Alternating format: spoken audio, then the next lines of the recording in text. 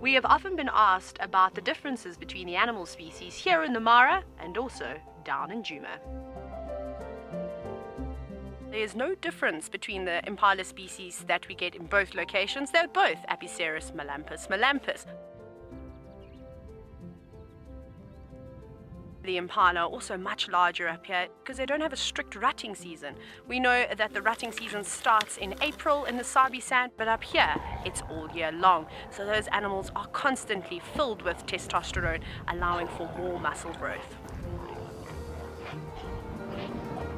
As we've been driving through the plains of the Masai Mara, we would have noticed that the species of wildebeest called the western white-bearded gnu. It is the distant cousin of the blue wildebeest, which we find down in South Africa. In South Africa, we get the common waterbuck, which is the one with a big white ring around its rump and a fairly light coat.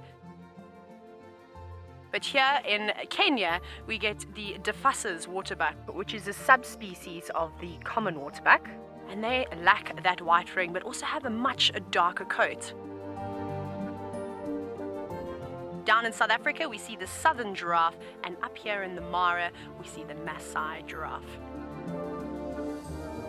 There's some obvious differences when you look at both species of giraffe. Of course, most of you know that the Maasai giraffe is the tallest species in comparison to the southern giraffe, and they have different patterns too. The southern giraffe seems to be a little bit lighter in color with uneven blotches. And the Maasai has sort of vine-shaped leaf blotches, which are much darker in color.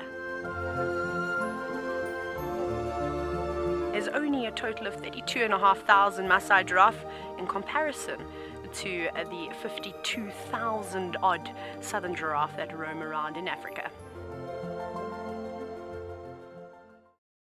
Want to continue your safari? Subscribe to Safari Live and the adventure continues, because the safari doesn't even end here. If you want to jump on board with our live safaris, all you have to do is click the bell below.